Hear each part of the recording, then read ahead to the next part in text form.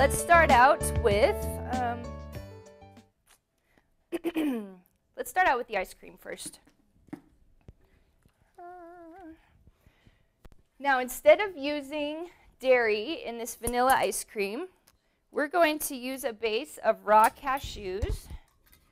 Now, when you soak raw cashews overnight, they get really soft, so they can get really creamy. If you don't soak them, it just won't turn out as creamy. So soak these babies overnight, and what that does is it makes them soft, and then it also dissolves all the phytic acid and the enzyme inhibitors that are on the outside of those nuts, makes them more digestible, and it improves the nutrient content when you start to soak or germinate a nut or seed. The next thing we're going to use instead of dairy is some coconut milk. Now, I love using coconut milk because it gives it the same, it gives it the same creamy texture and just a yummy taste to it, but then you don't get the dairy. It kind of fools you into thinking that you're eating dairy when you're not. I'm also going to use some raw local honey. Now, raw local honey is, thank you. Thanks. Raw local honey is my preferred sweetener, mainly because in many countries, local honey is used as a tonic. It helps to heal your stomach. It helps to, it's a soothing agent and a healing agent. It also helps with seasonal allergies. It helps to boost your immune system. And it's more sweet than sugar, so you can actually use less honey than you would use of sugar and get the same sweetness. I'm also going to use some coconut oil. This is raw virgin coconut oil that's not been heat treated. When you buy a coconut oil, most coconut oil out there has been heat processed and deodorized, meaning they've taken that coconut smell out of it. And when they've heat treated it and processed it like that, it's not good for you anymore. If you want all the nutrient benefits of the lauric acid and the medium chain triglycerides and all the other nutritious properties that are in coconut oil, you need to have it so that it's virgin, cold pressed, and not heat treated. And you need it to definitely be non-deodorized. I've also put some vanilla in here. If we're going to make vanilla ice cream, we've got to put a lot of vanilla in, of course. Now make sure when you're picking a vanilla, read the label very carefully. Most vanillas have propylene glycol or corn syrup or extenders or preservatives in there. When you read the back of the label, make sure that it just says vanilla and alcohol or glycerin, whatever it's been extracted with. And then we've got some natural salt. When you choose a salt, make sure that it's colored. So you can get like gray Celtic sea salt or this pink Redmond salt. When it has a color to it, that means that all the minerals haven't been stripped out of it and it hasn't been heated at a really high temperature and sterilized, and you've still got some good mineral content. Your body can just metabolize it a lot better than the highly processed salt. So that's it. Do you guys think this will actually make a vanilla ice cream? What do you think? For the people that have been here before, they're like, yeah, you can do it. I wouldn't have believed you before, but we believe you now. Okay. Oh, I just have to do a little commercial for the Vitamix. I use this every day, 3-4 times a day. It does everything. It grinds grain into flour. It liquefies all your fruits and vegetables. I make smoothies in it. It makes your sauces very smooth and creamy. So if I take nuts and turn them into a faux dairy product, you can't even tell that it's not dairy because it gets it that smooth. You can do this in a regular blender. It just won't get as smooth and it won't get as creamy, and things will just be a little chunkier. The Vitamix, they carry them at Orson Gygi. We've got one over there. But if you can make one investment in your health, just one thing to put in your kitchen to invest in your health, this is the #1 product that I would recommend. I can't do without it. Mine finally broke after like 10 years of me seriously abusing it several times a day. And we went for like a month without it, and I about went crazy in my kitchen without my Vitamix for a month. So highly recommend you checking that out. There's also another brand called Blend Tech that you can check that out as well. Those work as well.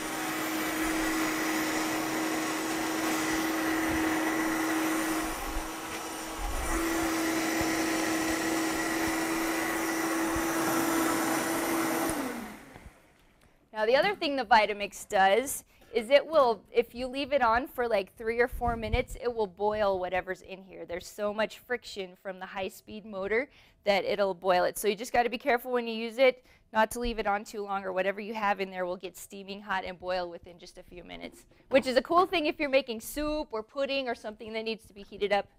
But just be careful of it if it's cool. Now, all my recipes are just meant to be used as a starting point. I know everyone's on a different place on the spectrum of like how healthy are you eating, where are you in your progression. So generally, if you're coming off the standard American diet, you like your things to taste sweeter and saltier because that's just what your taste buds are used to. After you've been eating healthy and you start appreciating the taste of just real food and fresh fruits and vegetables, your need for all that salt and sugar decreases a lot. So my recipes, I put them like somewhere in the middle. So you can start out with the base recipe and then taste it, see if it needs a little extra salt or see if it needs a little extra honey for sweetener, a little extra vanilla. You can tailor these recipes to work for you. Just make sure you taste it before you finish it off. Yummy. Okay, so it's very good. And it's very smooth and very creamy. And all I'm going to do is take this, and I'm going to pour it into the ice cream maker. 20 minutes later, it's done, and you've got some delicious vanilla ice cream that nobody's going to believe you if you tell them there's no dairy in there at all. Okay, you guys are going to get a sample pretty soon, and I'm sure you're going to love it. All right, any questions about the ice cream? Oops. This ice cream maker rocks, by the way. I love it. This little tumbler, you just throw that in your freezer and leave it there, and then when you're ready for ice cream, pull it out of your freezer, and it's got some gel in there, and you just pull it out of your freezer, dump it in there, 20 minutes later you've got ice cream. When you're done with it, throw it back in your freezer, and it's ready again. So you don't have ice, you don't have salt, you don't have the mess, you don't have to wait. It's just ready for you all the time. So that's over there too if you want to take a look at that. Okay, so first step of Bananas Foster is the vanilla ice cream. The second step is the caramel sauce. Now, generally when you make the caramel sauce with Bananas Foster, you start with butter, and then you add lots of sugar, and then you add rum, and then you add banana liqueur, and then I think that's it, a little bit of salt. So we're going to make this healthy style, and I think you guys are going to be really impressed. When we were making this at home, we made the caramel, and we were just like dumping it on our fingers, and we're like, wow, that really tastes like caramel, and it looks like caramel, and it pours like caramel. So this is pretty impressive stuff. We're just going to take some raw agave nectar. You can also use raw local honey. And you can mix this by hand, but it just gets a little bit creamier if you make it in the blender. I'm also going to use some coconut cream concentrate. Now this is coconut, to explain the different coconut products. Coconut milk is they take the whole coconut and grate it and press all the milk out of it and then add water and put it in a can. That's your coconut milk. Your coconut oil is they grate the coconut, press all the oil out of it, and then they've got the dry powder left over that's not the oil, it's the protein. So coconut oil is just the oil pressed out of the coconut. This is kind of like halfway in between. So they take the coconut, grate it, squeeze all the milk out of it, but they leave the fat in there. And so this is a mixture of like coconut milk and fat, and it's just kind of like it's creamier. So it's not so fatty and oily as the coconut oil, but it's thicker and denser than the coconut milk. So I like using it for the caramel because it's after you leave it in the jar for a little while, it gets powdery, kind of like powdered milk, and you can just dump it in there a little bit like powdered milk. We're going to put in a pinch of salt and some vanilla, and Banana Foster also has cinnamon in it, so we're going to throw in some cinnamon. And here we go with our caramel sauce.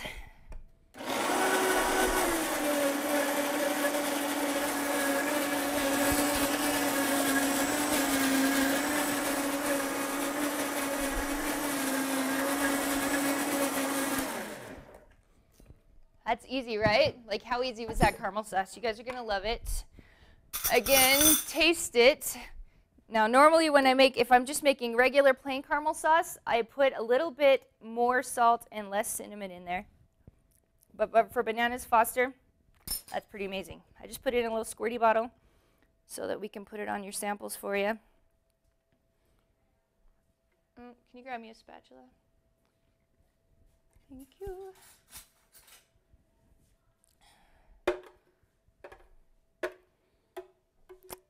And there is your beautiful caramel sauce. What do you guys think? Pretty easy, right?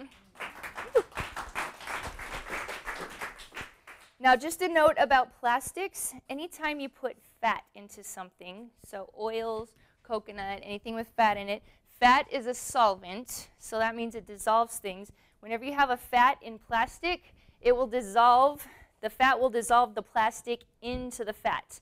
So for these little things, we do it short term just so we can dump it on your stuff, but anytime you have fat in something, I would store it in glass, not plastic. Okay, just be aware of that. All of your plastic chemicals that are in plastics, they can be leached into your food when you freeze foods, when you cook foods, when you put them in plastic and just like leave them there for a long time. Those are the times when your plastic is actually getting into your food, and you don't want to do that. Anytime your plastics contain xenoestrogens, and estrogen is what stimulates cancer growth. And so anytime you have lots of plastic toxins in your food, your cancer risk goes up. Also, it's just very toxic, and your liver has a hard time getting all those toxins out of your body. So there's quite a few diseases that are linked with plastic toxins being in our food. So you just want to be really careful about that. All right, the next part of this, we're going to make a little treat here, actually. So instead of just plain Bananas Foster, which is usually ice cream, bananas, caramel sauce, we're going to turn this into a crepe. And a lot of people that come to my classes need to be dairy-free, gluten-free, sugar-free. So these crepes are gluten-free, made out of buckwheat, and also sugar-free and dairy-free. Yes, there's a question over there. Well, it's just loud. So we have some ice cream made for you in the back, okay? And that was just showing you how to put it in the machine. It's coming. Don't worry. You'll get your. Oh, you have it. How do you like it? Is it good? Hey. Okay. So here's how we do our gluten-free crepes, and I think you'll agree with me that this is a really good treat. Now you can do this recipe without eggs. In my Getting Started guide, there's a page that has 10 or 12 different egg substitutes. Like for instance, you can soak flax seeds and blend them up. A couple tablespoons of that, you can replace it with an egg. Arrowroot powder, there's quite a few egg replacers. So if you don't want to use eggs, just go to my Getting Started guide, check out what you can do for an egg replacer and put that in instead. If you do use eggs, remember how I said factory farmed animal products have lots and lots of toxins, antibiotics, hormones, lots of stuff you don't want to be eating. So if you are eating animal products, the experts recommend, number one, keeping it below 10% of your daily intake. So if you've got a 2,000 calorie diet and you want to stay healthy and reduce your risk of cancer and diabetes and chronic illness, you need to keep your animal products below 200 calories. So that's 10% of your 2,000 calories. You can do the math for whatever your body weight and calorie needs are. But anytime you go above that 10%, your risk for chronic illness and cancer goes up pretty quickly. So keeping it at 5 to 10% of grass-fed, organic, naturally raised animal products, less than 10% per day, that's going to keep you the healthiest. So we've got some organic, free range, all that kind of stuff, eggs here, not factory farmed, or your egg substitutes. And most of my recipes, probably 98% of my recipes are completely vegan. They have no animal products in them at all. There's a couple baking recipes, like I have a waffle recipe and a pancake recipe and a crepe recipe, that for me, it just works out a little better if I put eggs in it. So I use them, but it's, 98% of my recipes don't use any animal products at all. So if you're wondering about my other recipes, I probably have a total of 6 recipes in all my 20 recipe books that have an egg or 2 in them, and that's the only animal products I use. So I get that question a lot. We're going to put in a little bit of raw local honey or agave nectar. Now, I've had people tell me that these crepes are so good, like they don't even want to put anything in the middle. They just want to eat them plain because they're so yummy. So that's an option as well. Some vanilla. This is coconut oil. Now, coconut oil, its melting point is 76 degrees. So if it's above 76 degrees, it'll be a liquid, and if it's below, it'll be a solid. That was arrowroot powder. That just helps it to stick a little bit because we're doing it gluten-free. Salt. And this is buckwheat flour. If you have a Vitamix, you can just go buy buckwheat groats at the health food store in the bulk department, stick them in the blender, and it'll make a really nice buckwheat flour for you. Or you can buy pre-ground buckwheat flour at the store. The thing with flours is once the kernel of the grain has been broken, the nutrient value decreases really quickly. So once you grind a grain, you need to either use it or freeze it within 24 hours, or basically you've just got a lot of carbohydrates and fiber that don't have any nutrient value in them. So I recommend getting the buckwheat, putting it in the blender, putting it in a wheat grinder, and just grinding it yourself and using it right away. That's going to be the healthiest option. If you can't do that, just do what you can. And we're going to turn this on or blend. Oh, we forgot the water. Where'd it go? Thanks. Thank you. Oops. All right, and can I just, don't have a measure. I'll take this measuring cup. Thank you. Okay. We're going to do, I forget how much water, we're going to pre-pour this. 2 cups water. No wonder it wasn't turning out very well. Okay. Let's try this again. Buckwheat is non-gluten. It's actually not even a grain. It's a seed.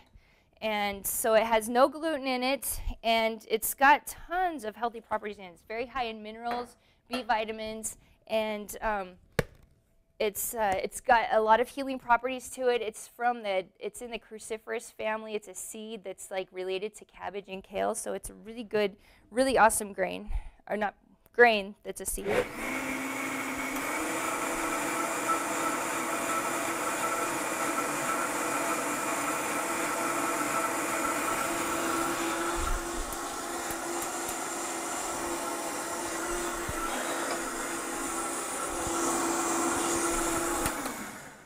Okay, that's it. So you'll notice all of my recipes, they take 5-10 minutes or less to make them. So these are super easy, super simple, super quick. You don't have to spend your entire day in the kitchen. It's just pretty quick. Now the crepe batter, it needs to sit for a little while, so I'd recommend letting it sit for an hour or two. Just put it in the fridge, and what that does is all the fiber in the buckwheat soaks up the water, and it just makes them a smoother texture, and they stick together a lot better than if you just make them right away. So you take this, put it in the fridge, take a crepe pan, and for those of you that don't know how to make crepes, it's really watery, kind of like a really thin pancake batter. You dump it in your crepe pan, you twirl it until it hits all the edges, and then you just let it cook till it's dry, and then flip it over. So with crepes, the way I do it is you can make these ahead of time. So you can make a whole stack of crepes. When you stack them on the plate, put little pieces of wax paper or parchment between them, and then you can throw them in the freezer, and they're ready for later. The recipe book that I'm selling today, it's called Healthy Holiday Brunch Buffet, and it has 20 or more recipes of savory crepes and sweet crepes that you can make. And like for New Year's morning or Christmas morning, when you want something that's really fancy but also healthy, you can put out this crepe buffet and you make a whole stack of crepe shells, put them on one end, and then I've got some sauces and creams and fillings that you can put inside of the crepes, and you just make a buffet of several different kinds of those fillings, and then people can go along, take their crepe shell, and fill it up with either fruits or vegetables or puddings or creams or sauces, and it makes for a really, really festive holiday brunch that people can serve themselves up, and it doesn't necessarily have to be a sit-down meal. It could. This also makes a really great breakfast or a really great snack or a really great dessert. So in the recipe book today, we've got all of these recipe books that I'm talking about, or recipes that I'm talking about today, plus like 20 or more different kinds of crepes that you can use for your holiday. All right, I'm just warming this one up. It's been pre-cooked. Do you guys have a sample of the ice cream so I can show them what it looks when it's all done? And the caramel sauce, sorry. Show you how to put this together. And while they're getting that, do you guys have any questions? You guys are quiet for questions today. Thank you. Are you worried about not going above a certain temperature, or are you just? For the crepes, Trina, sorry, can you get the big ice cream? We're going to make a full-on crepe. Thanks. So for the crepes, when I make pancakes or bread products, you really can't avoid going over a certain temperature. So most of my recipes are high raw, meaning as many things as I can make raw are not cooked, so they're kept below 105 degrees. There's some things like waffles or pancakes or crepes that unless you have a dehydrator and you want to make the dehydrated version of it, you have to cook it. So my waffles, pancakes, crepes, those are just cooked regularly, but they're made from whole, fresh foods. So you still got the nutrient content. Yes?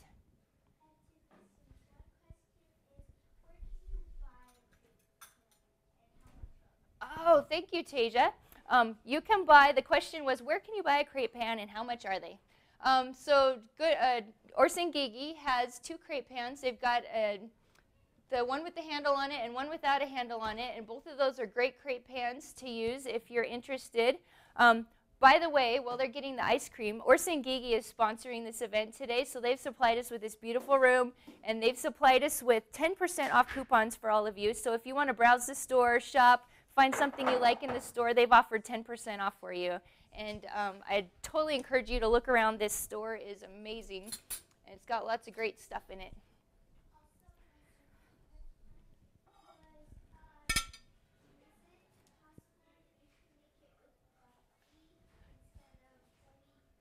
Ah, thank you. Is it possible to make it out of buckwheat instead of whole wheat grain? This is made out of buckwheat.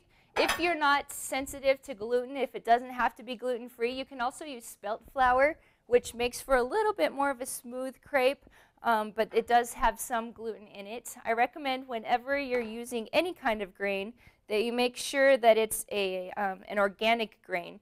Non-organic grains, because of the way they're fertilized and processed, they have a very high heavy metal content in it. So any grain you can get that's organic is going to not have the heavy metal content in it, and it's going to be more nutritious for you. I don't know how much they are, sorry. Thank you for the question, but you'll just have to go check around at Orson Gygi and see what you can find. Where do you purchase your grains? Right now I get most of my stuff at the Good Earth. They have a really nice bulk section, and if you get a big bag of something, like if you purchase a whole bag, they'll give you a good discount for buying the whole bag. I'm really happy with their organic and bulk section. And there's quite a few Good Earths around here. I think there's like 5 in the area that you can choose from. Okay, so to make this crepe, we just put on the bananas, and then we're going to put on some caramel sauce.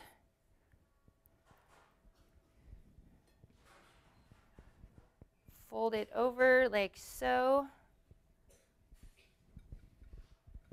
And then top it off with a beautiful scoop of ice cream.